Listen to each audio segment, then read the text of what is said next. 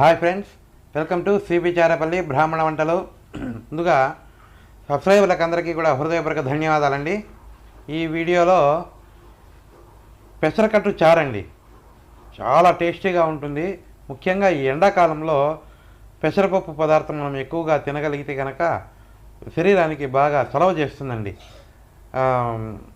Body cool అవుతుంది. ఇంకొకటి మామూలుగా శాస్త్రంలో కూడా కొన్ని ఈ జ్యోతిషపరంగా కూడా పెసలు తినమంటారండి. పెసలు నానబెట్టి పొద్దున్నే తినమంటారా. ఆ పెసలు తినడం వల్ల ఏమవుతుందంటే ఈ పెసరపప్పు తినడం వల్ల మైండ్ అనేది ఫ్రెష్గా ఉంటుందండి. అంటే టెన్షన్స్ అవి ఎక్కువగా టెన్షన్ పడేవాళ్ళు, తర్వాత బాడీ హీట్ ఎక్కువగా ఉండే వాళ్ళకి ఈ పదార్థాలు, ఈ పెసరపప్పు పదార్థం అనేది బాగా పనిచేస్తుందండి. ఇంకొకటి బ్రెయిన్ అనేది బాగా షార్ప్గా పనిచేస్తుంది, కూల్గా ఉంటుంది కాబట్టి బాడీ. ఎప్పుడైతే మీకు ఆ బ్రెయిన్ కూల్ అవుతుందో, ఈ బాడీ కూల్ అవుతుందో, ఆ బ్రెయిన్ ఆలోచన విధానము, ఆలోచన శక్తి అనేది పెరుగుతుందండి. ఈ టెన్షన్స్ అన్నీ కూడా తగ్గిపోతే ఏదైనా సమస్యకు పరిష్కార మార్గాలు కూడా దొరుకుతాయండి. అందుకు పెసలు తినమంటారు.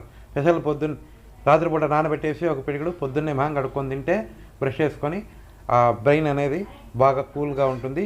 ఎటువంటి టెన్షన్ ఉన్నా కూడా ఆ సమస్య పరిష్కార మార్గాలు అనేవి మనకు ఆలోచన శక్తి అనేది పెరిగి ఎటువంటి సమస్య లేకుండా ఉంటుందండి. మంచిదండి ఆరోగ్యానికి, ఎందుకంటే బుధుడికి అది దేవత ఇది పెసలు. సో ఈ పెసరపప్పుతో మనము ఈ విధంగా చేసుకొని తింటే బ్రహ్మాండంగా ఉంటుందండి.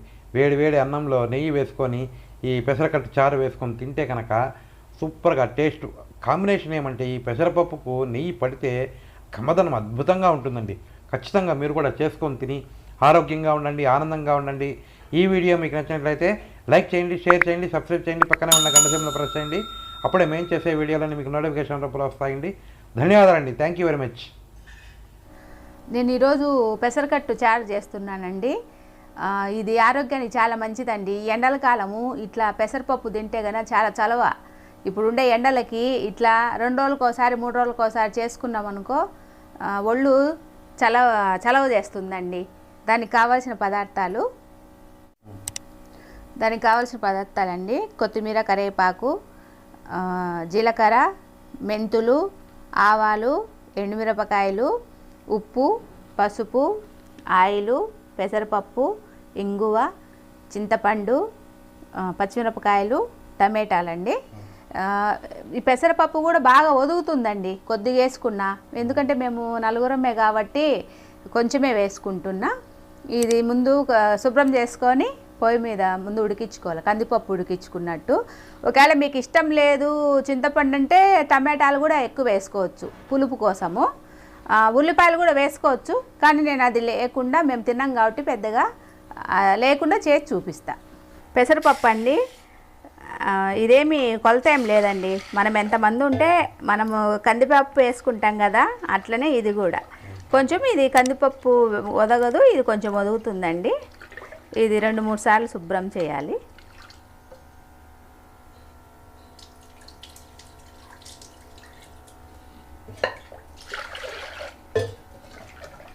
ముక్కాలు గ్లాస్ వేసుకున్నాం కదండి, ఒక 2 గ్లాసులు నీళ్ళు వేసుకొని కుక్కర్లో ఉడకబెట్టేసుకుందామండి. మెత్తగా అయిపోవాలి, బాగా పేస్ట్ లాగా. ఒక 3-4 విజిల్లు వచ్చేదాకా మనము ఉడికించుకోవాలండి. ఉడికితేనే ఇంకా పని ఈజీగా అయిపోతుంది. విజిల్లు వచ్చేసినాయండి, తీస్తున్నా మూత.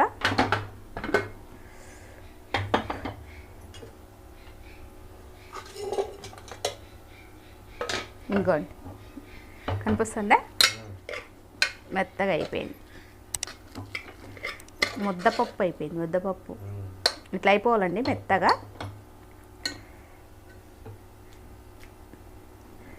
కొద్దిగా నీళ్ళు పోసుకుందాం.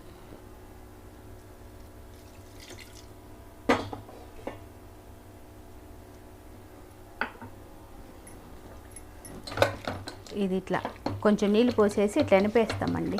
ఇంకా ఉండేది కూడా బేడలు ఏమన్నా ఉంటే మెత్తగా అయిపోతుంది. వాసన భలే వస్తుంది ఉడికితేనే పప్పు.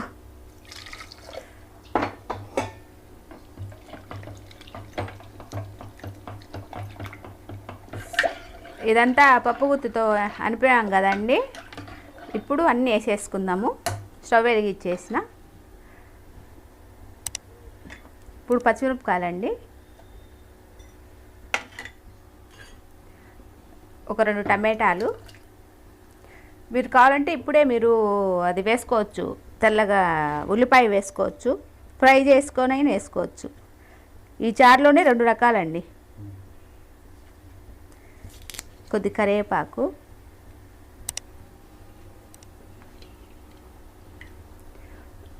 చింతపండు తక్కువ పడుతుంది చాలా,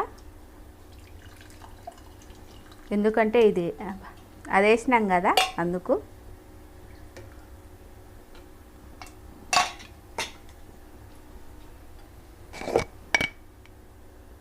పసుపు అండి కొంచెము,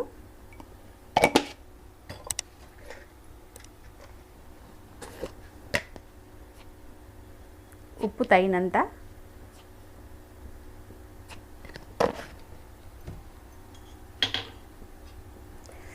ఇదంతా బాగా కలుపుకోవాలి. ఈ టమాటా ఇవి ఎంతే ఉడకాలండి, ఇంకా తిరగమాత వేసుకోవడమే, సింపుల్గా అయిపోతుంది.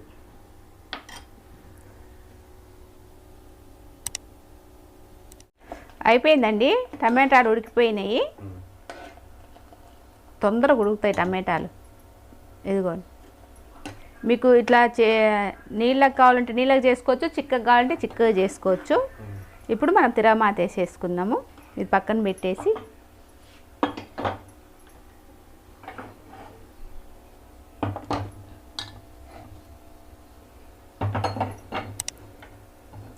నెయ్యి కావాలంటే నెయ్యి వేసుకోవచ్చు, నూనె కావాలంటే నూనె వేసుకోవచ్చు.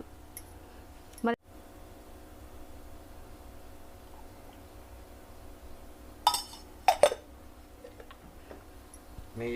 నెయ్యి,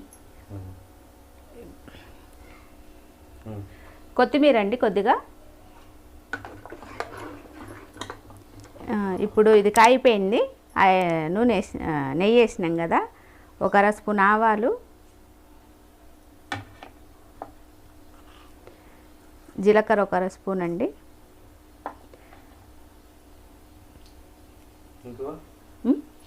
వేస్తా ఉండు. కొంచెం ఇవి చిట్టలాడద్దా, అప్పుడే రుచి వస్తుంది. కొద్ది కరివేపాకు వేస్తామండి, దాంట్లో కొంచెం వేసినాం కదా, తిరగమాతలో కూడా కొద్దిగా వేసుకుందాము. ఒక 4 ఎండుమిరపకాయలు,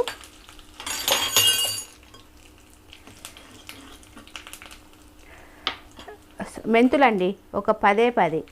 దీనివల్ల భలే రుచి వస్తుందండి, మెంతుల వల్ల. ఎక్కువ వేసుకోవద్దండి, మళ్ళీ స్టవ్ ఆఫ్ చేస్తున్నా.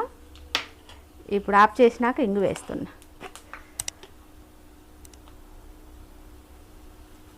ఊరికే ఒక చిటికెడు అయిపోయిందండి, దాంట్లో వేసుకుందాము. తిరగమాత వేస్తున్నానండి.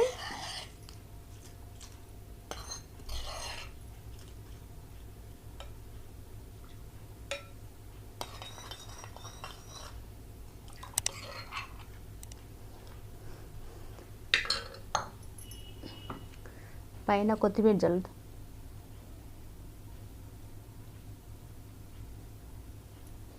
మీరు కావాలంటే ఉల్లిపాయ వెల్లుల్లి వేసుకోవచ్చండి.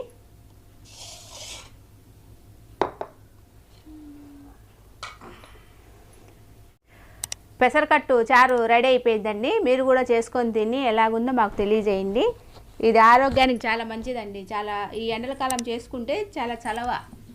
మీరు కూడా చేసుకోండి.